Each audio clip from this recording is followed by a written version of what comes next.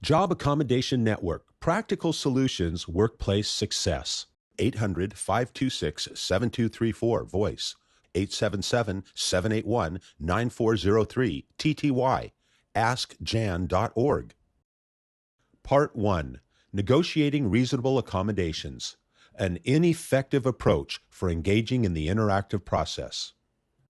This video is a depiction of an open office work environment. Prior to conversation between an employee and his supervisor, the introduction shows us scenes from an open office environment. We see two employees working at computers facing each other with no divider walls and another dismantling an easel. We also see three employees engaged in conversation standing next to a conference table in the open environment, while other employees are packing up a laptop and other supplies. The final scene shows two workers walking and talking on the perimeter of the open office space. The video dialogue then begins with Joseph, an employee, standing in an open doorway, while Tanya, his supervisor, sits at her desk talking on her phone. Tanya waves Joseph in to sit down. Joseph hesitantly sits down. Chuck, you know me. That's great to hear. Always happy to help out. So, Chuck, when do you need the analysis? No worries. I'm happy to get it to you. All right. Listen, I have to run. I have to jump into another meeting. Yeah, bye-bye. Sorry about that. No problem. I'm just glad that we were finally able to get together to talk. I was hoping that we'd be able to talk somewhere a little more. I'm sorry. I wasn't able to get the conference room as you requested, so my office will have to do, okay? Okay, right. Perfect. So what can I do for you? Well, Tanya, I've been giving a lot of thought to the feedback you gave me regarding my performance review last week, and I just wanted to explain to you why there have been some changes in the ways that I interact with some of the other team members, particularly since we've moved to this new open office environment. I love it, but I'm all ears. So what's up? I'm finding this new open environment somewhat difficult. I don't understand. What makes you uncomfortable?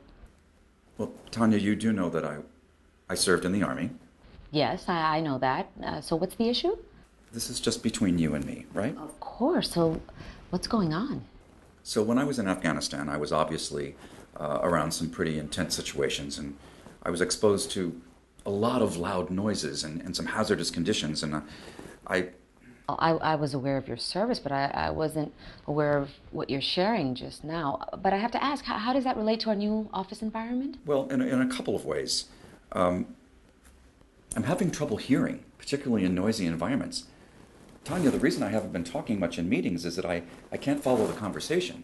I'm not able to tell who's talking, and I can't hear the folks on the polycom at all. Well, you never said anything before, so... Well, I know I haven't said anything, but that's not really my point. I know the company has been encouraging to have greater collaboration with each other on the team, but with these new group discussions and group meetings, I can't follow the conversation. It's just too noisy. Look, maybe I shouldn't be bringing this up now. Maybe I'm making too much of it. No. So what would you suggest? Well, I don't know. I mean, I was hoping that maybe you or someone in the company could make some suggestions. Surely I'm not the only person here with hearing challenges. I don't know of anyone else. But back to your concerns, you said there was some other issues as well. I mean, noisy, yes, I would agree. But was there something else? Well, yes, there is one other thing. As you know, my cube is near a major thoroughfare, and my back is against the opening, and people are constantly going back and forth and talking and walking all day long. I get that part. I get that part. Noisy, got it. We all deal with it in our own way. Is there something else? Look, I've been increasingly more anxious. I'll be honest with you, Tanya. I have been diagnosed with PTSD. I'm sorry. Help me out. PTSD? Post-traumatic stress disorder. It means all of the noise combined with not being able to see who or where it's coming from makes for a very difficult working situation. I see. Well, I'm not sure what to say. You know what? Let me talk to someone in HR and I'll get back to you. Okay, but... Joseph, everyone else really likes the new office environment. I'm sorry it's not working out for you, but I'll try to work something out. So, are we good? Sure. Okay, we're good. Great. Tanya picks up the phone, acts as if she's going to call someone, and then puts the phone down without dialing. 3 months later in the supervisor's office.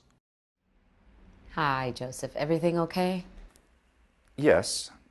Well, no, not really. We need to find a fix soon. A fix for what? Tanya, really? We had this discussion almost 3 months ago. I'm aware of that, and I want you to know I received your emails, about our prior conversation, about the challenges you're Yes, experiencing. but I haven't heard back from you. Joseph, I'm not ignoring the situation.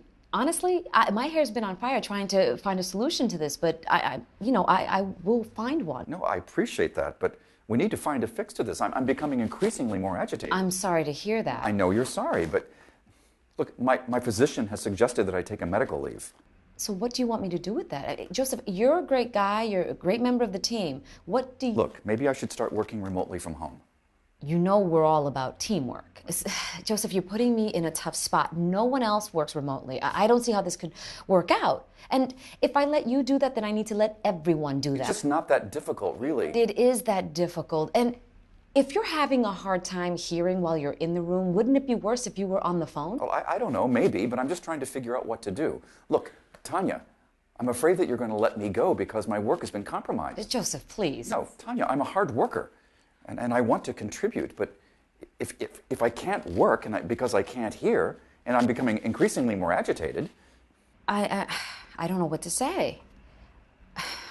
I mean, I've been trying to find someone to help me figure this out, You know the company has a policy. I know the company has a policy.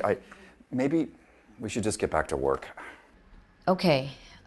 But please know that I'm going to continue to sort through this. And please know that I really want this to work out. I like the work that I'm doing here. I know that I'll be able to fully contribute if we can just find a solution.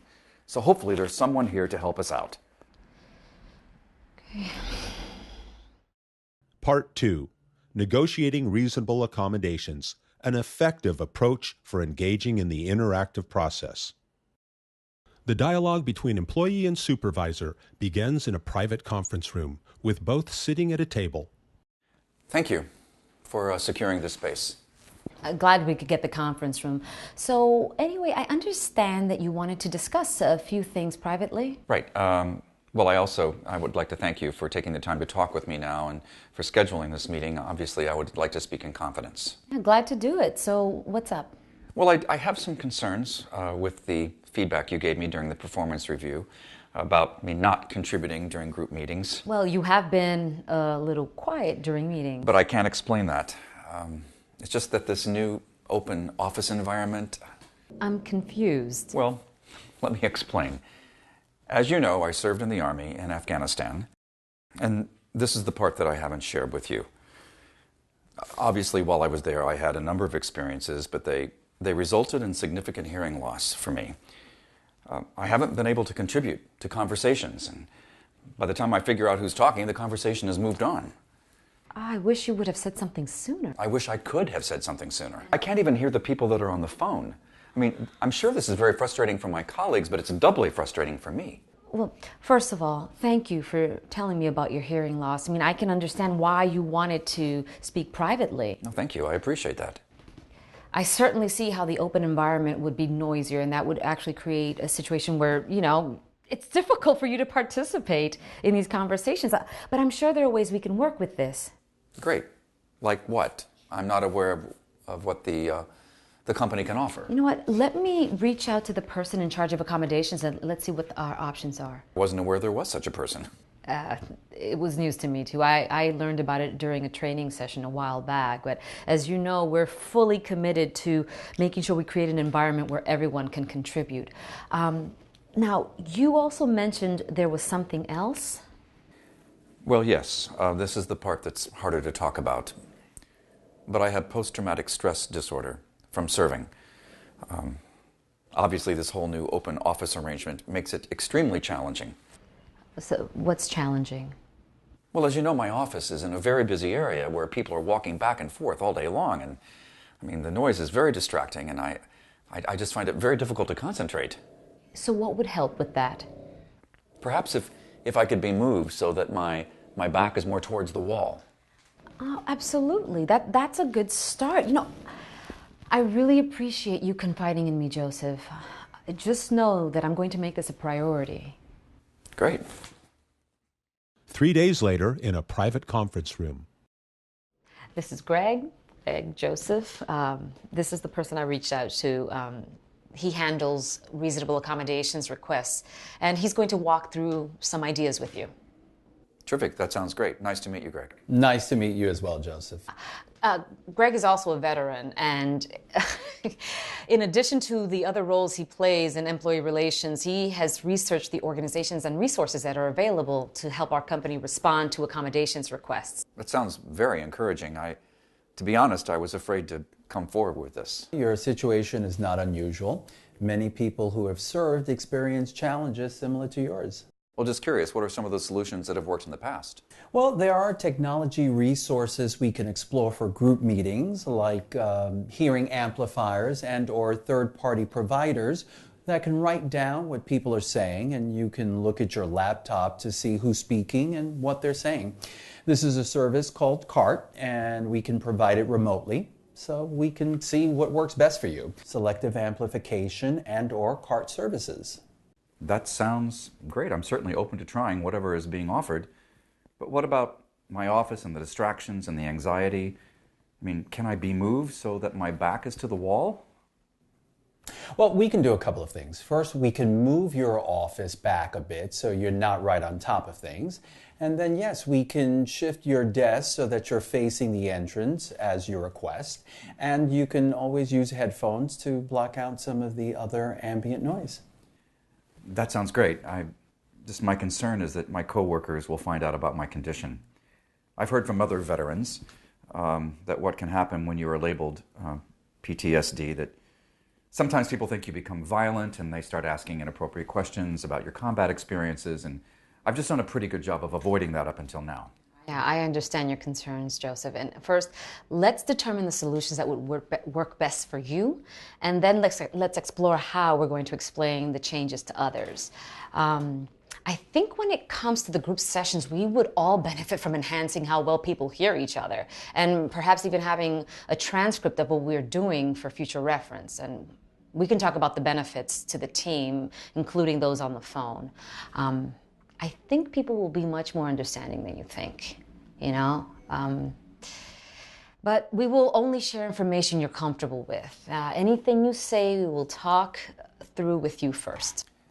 Well, that sounds great, but what about moving my office? Won't that raise a bunch of questions? Well, as far as moving your office, I don't see any reason to explain this to others other than to say that we're continuing to fine-tune things in the new office environment, and we will adjust things as needed to maximize productivity and collaboration. Yeah, and there are some other changes I think we can make, so your office move will be part of the broader adjustments, you know, in how we have things organized. Great. I can't thank you both enough, Tanya. Thank you for arranging this meeting and taking it so far. And Greg, I appreciate all of your input. I just have to say that I've been incredibly worried about losing my job, frankly, because I haven't been able to pull my weight. I only wish you'd come to me sooner. I think that perhaps this points to the need for us to more frequently communicate to all our employees our commitment to disability inclusion and providing accommodations. Greg, can you please provide that feedback to your team and ask how we can enhance communications company-wide? Of course. I'm sure there are other colleagues like Joseph who need to ask for what they need to contribute at their fullest potential and don't realize we have a process and resources in place to assist. Special thanks to Deb Daggett with DebDaggettDiversity.com, who volunteered her expertise in developing the video script. Special thanks to Steve DeValk with DeValk Associates, Inc., who volunteered to identify talent and finalize the script. Special thanks to the Families and Work Institute, familiesandwork.org, for donating the use of their office space for the video. And thanks to Andrew Houghton with IntegratedGlobalStrategies.com, who made production of this video so effortless. This training video was produced by the Job Accommodation Network, JAN. For questions about accommodations, call 800-526-7234 or TTY 877-781-9403 or visit askjan.org. JAN is a service of the Office of Disability Employment Policy, U.S. Department of Labor, grant number OD 23442-12-75-4-54. These videos do not necessarily reflect the views or policies of the Office of Disability Employment Policy.